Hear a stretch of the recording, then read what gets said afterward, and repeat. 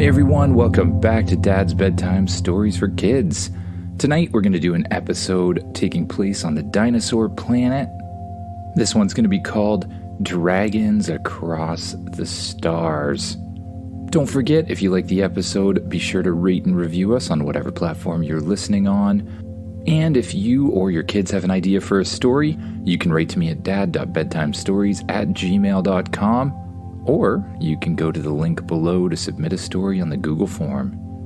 But before we get started, just a short pause for a possible word from our sponsors.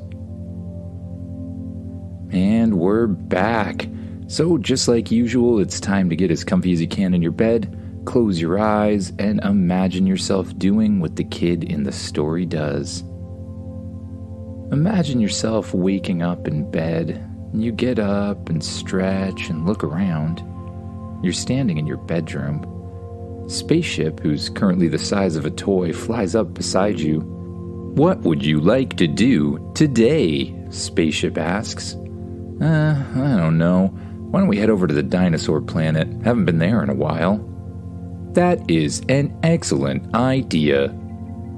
You and Spaceship leave the house and walk outside where there's enough room for Spaceship to grow larger and larger until he's the size and shape of a full-size ship. The back hatch opens up and you climb aboard. You head straight up to the front where there's a control center and sit down in the pilot's seat.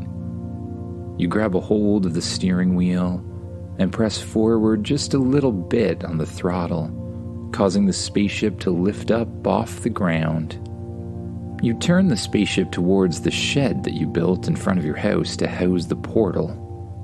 The doors to the shed automatically open, revealing a huge portal of some kind that you know lets you go to any planet you've been to before. The portal lights up a bright blue color, and you and Spaceship fly straight towards it. Once you get close enough, the ship kind of gets sucked in and almost squeezed together to fit through the portal. You find yourself floating through a multicolored tunnel, swerving left and right and up and down until you come to the other side. As you exit the portal, you see yourself in the center of the dinosaur base on the dinosaur planet, surrounded by huge laser walls. But today, you feel like getting right to exploring. You land the spaceship in its normal parking spot and you head over to the dinosaur ranch. The dinosaur ranch is a little place you have full of all sorts of dinosaurs, all of them tamed and ready to ride on. The entrance to the ranch is a large barn. You open up the barn doors and walk inside. You look out the other side of the barn at all of the different dinosaurs and think about which one you want to take out today. You decide you feel kind of like going quickly today, so you grab a velociraptor and bring it into the barn. You grab one of the saddles hanging on the side of the barn and throw it over top of the dinosaur. A latch on the bottom of the saddle automatically clips on and tightens to the perfect fit. You put your foot in one of the stirrups, swing your leg over the other side of the dinosaur, and give it a little nudge. The dinosaur gently trots to the outside of the barn and the doors open up, closing behind you as you walk through. You walk through the dinosaur base out towards the dinosaur gates. The dinosaur gates, which are made entirely out of laser, shut off as you get near to them. You walk through and out into a huge dinosaur jungle. You give the velociraptor a little kick as you pass through, and he begins to run. You run faster and faster, winding through trees. The dinosaur's body bends through them like a snake as you just ride atop. You duck under branches, jump over fallen trees, over streams and past lakes and fields.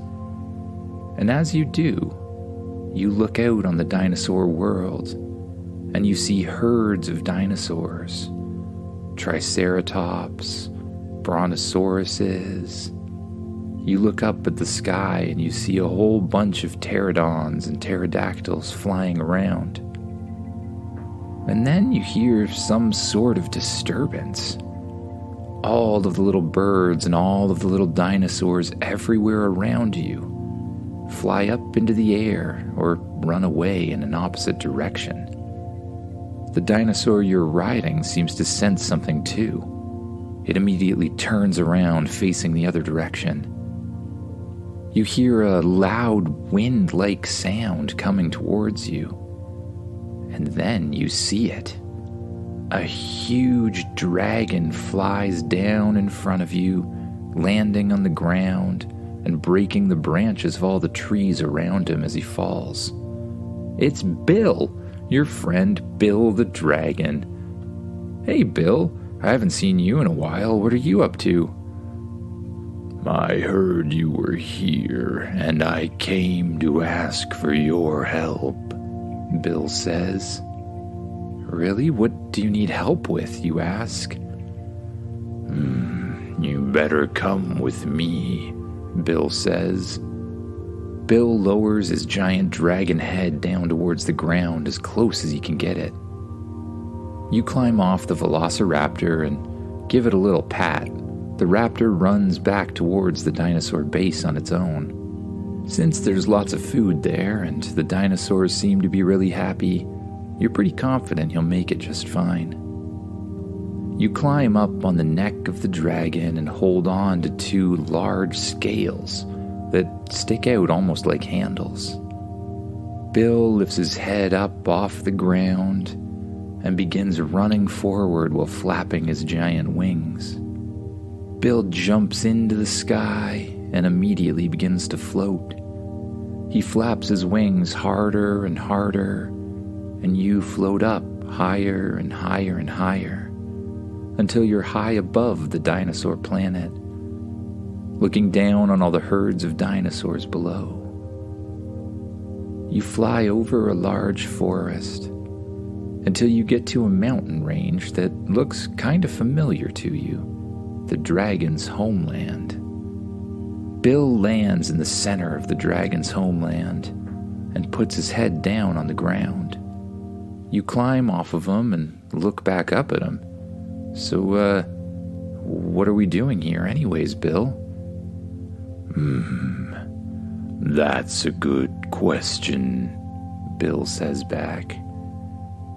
You see, we dragons have a very important stone, the Dragon Stone. Okay. And what about it, you ask?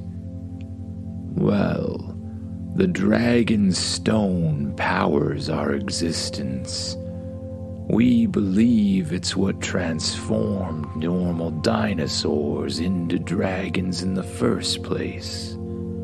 Legend has it that one day, many thousands of years ago, the stone fell from the sky and landed here on the dinosaur planet.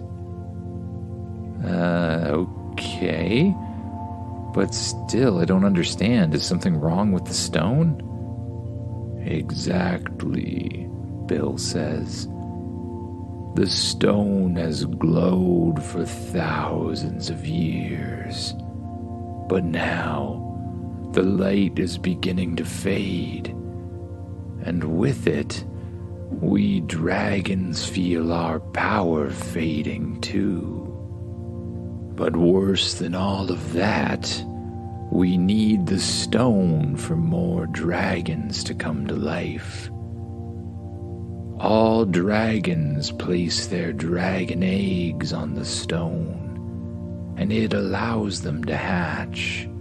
But all of the eggs we've placed there for the last several months haven't hatched at all.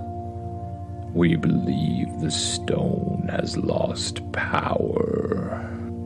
Follow me. Bill the dragon leads you into a large cave opening.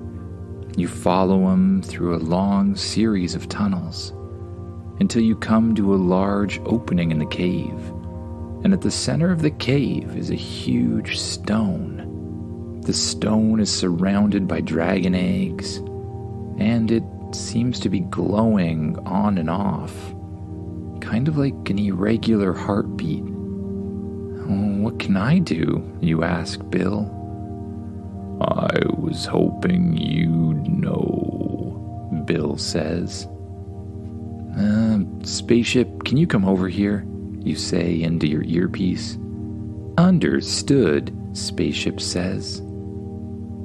After a very short period of time, Spaceship suddenly appears beside you, back in the size and shape of a little toy spaceship. Spaceship, you say, can you scan this stone and figure out where it came from, or maybe how we could power it back up? Understood, Spaceship says. Spaceship flies over to the stone and shines a bright yellow light down on it. Analysis complete, Spaceship says. This stone originates in a distant star system. The energy signal I am receiving from it cannot be replicated by me. Well, do you have any idea of what we can do? The dragons need this stone to survive. That is a very good question. I could trace the stone back to its star system. Perhaps we could visit it and find another stone or an alternative answer, Spaceship suggests. I guess that's as good of an idea as any, you say. Let's get going. There's no time to waste. Wait 1 second, Bill says. You're not going anywhere without me. Oh, right. Well, Spaceship, make sure you transform into something big enough for Bill here. Understood, Spaceship responds. You, Bill, and Spaceship exit the cave.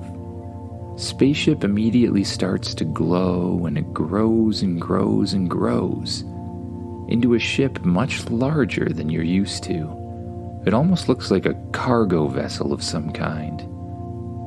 The back hatch, which is also much bigger, big enough in fact for a dragon to fit on board, opens up.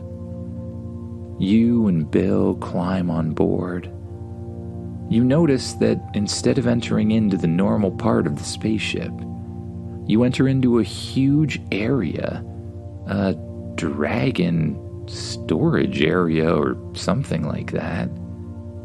Spaceship seems to have created the section for everything a dragon might need. A dragon bed, dragon food, a gigantic dragon television? As you walk further through the area, you see a door at the other side. As you enter through the door, you find yourself in an area that looks like the traditional spaceship. Your normal living room, play area, bedroom, and command center, of course. You climb into the command chair, and Spaceship lifts up off the ground, points itself up towards the sky. You fly through the clouds and pierce through the atmosphere. Slowly, the dinosaur planet gets smaller and smaller behind you, and Spaceship jumps to super hyperdrive. All of the stars that were little dots in the sky become streaks of light as you fly through the universe at incredible speed. You go back and hang out with Bill a little as the spaceship flies, but just as you sit down, you hear an alert. Alert, alert, we have arrived. Alert, alert, we have arrived. Show us, you say to Spaceship. Suddenly, the giant dragon TV turns on, displaying what Spaceship can see on the outside.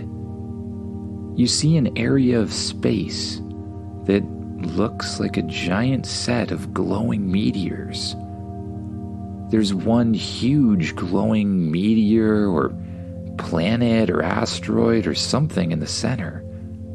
And around the outside are hundreds or maybe even thousands of little stones that are spinning around at an incredible speed.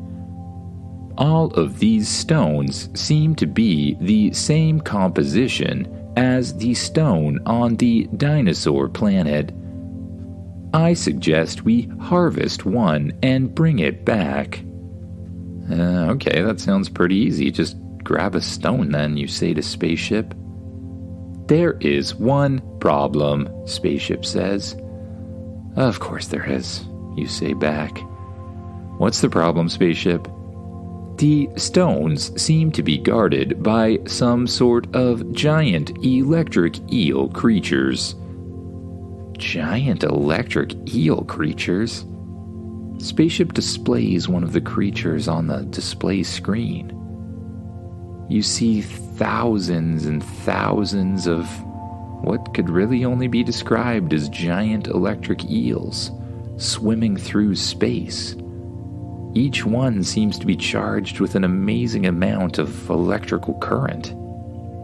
The eels seem to be powered by these stones as well, Spaceship explains. I believe they will be protective. Fine. What do you suggest we do? You ask Spaceship and Bill. I will fight them, Bill says. You can't go out in space. You're a dragon. Dragons can't survive in space, can they? I wouldn't know. I've never been to space. But I can handle anything, Bill says. No, you can't, Spaceship says back. Dragons would not be able to survive in the vacuum of space. That is, without any space suit. Says you, Bill says back. Yes, and I am an ultra-intelligent magical spacecraft. I know what I am talking about. However, lucky for you, I have designed a dragon space suit. Here, a little hand pops out of the side wall, holding what looks like a control collar of some kind. But the control collar looks a little different, a little more like your watch, the one that allows a spacesuit to fold out around it. You grab the collar and walk over to Bill. Well, are you ready, buddy? Bill says. Fine. You lock the collar around Bill's neck, and then you press the button on the center of it. Soon, almost like flowing water, a protective armor encases the dinosaur, covering his neck, his head, his arms, his legs, his wings, his entire body. You've never seen a dinosaur encased entirely in a space suit or space armor, but it looks pretty cool. The armor's headpiece seems to have some sort of mechanism at the front of it. What's that on the front of the helmet, you ask Spaceship. The front of the helmet has been designed to allow both freeze and heat breath to pass through. Oh, cool. So you can still do your dragony things. Excellent, Bill says. You look down at your own watch and you press the button on it as well. Just like Bill's, a spacesuit folds out around your entire body, covering you in some sort of space armor as well. You climb on top of Bill, and Spaceship opens up the back hatch. You and Bill fly out the back of the ship. For some reason, even though there's no air, Bill seems to be able to thrust himself forward, which tells you the dragons don't only fly with their wings. There's some other force behind it. As you fly towards the rocks in the distance, the eels seem to realize you're there.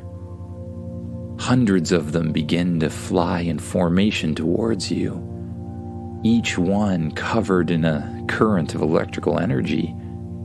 "Don't worry," Bill says.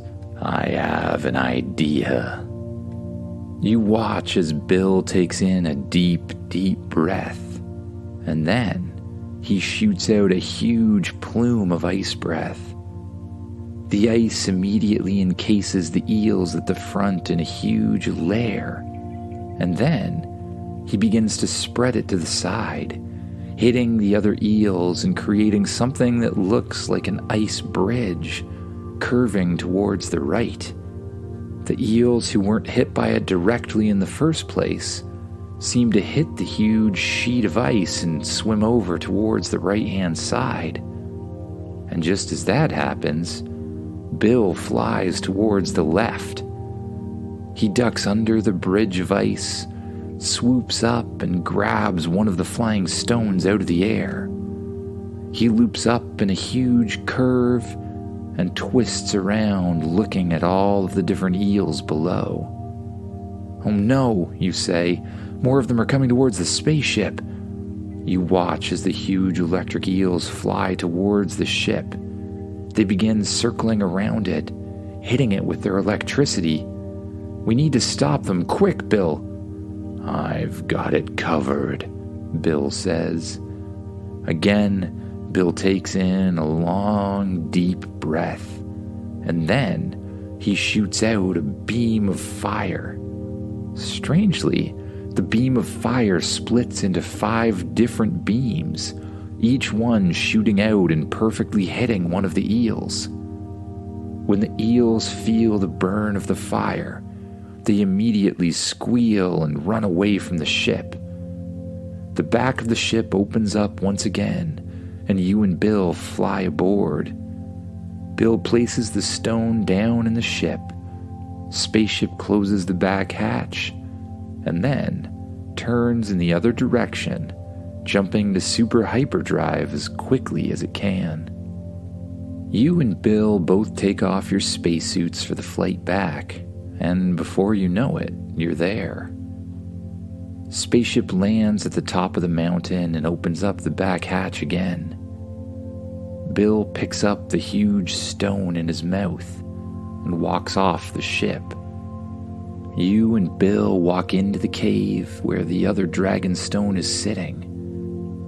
Bill places the new stone beside the old one, and there's a sudden flash of light. The stones both begin to pulse very quickly until they light up entirely and consistently. All of the little dragon eggs that are around them begin to glow as well. Slowly, little cracks begin to form in the eggs, and little dragon heads begin to poke out. Before you know it, the entire cave is full of little baby dragons. A huge group of the adult grown dragons appear from the shadows. They all roar, shooting up a huge plume of fire into the air. All of the fire meets together above the stones, creating a huge circle that looks almost like a sun. As the sun ignites, the dragons walk over towards their new little ones. They pick them up by the scruff of the neck and take them in all sorts of different directions. Bill looks back at you. "Thank you," he says. "You have restored the dragon stone." "No problem," you say to Bill. You walk back out of the cave and head directly back into Spaceship. Your eyes are already feeling tired from the long day's work, so you head directly to your bedroom as Spaceship lifts up off the ground and blasts out into space. You lay down in your comfortable bed and you pull the covers over top of yourself. The lights dim to just the right level, and you allow your heavy eyelids to close. You begin to focus on your breath, noticing as your stomach rises and falls.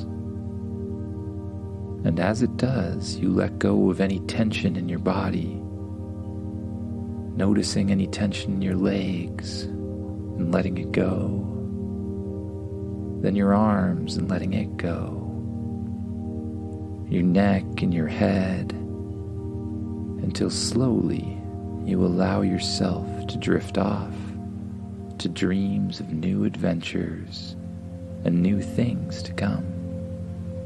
Good night, everyone.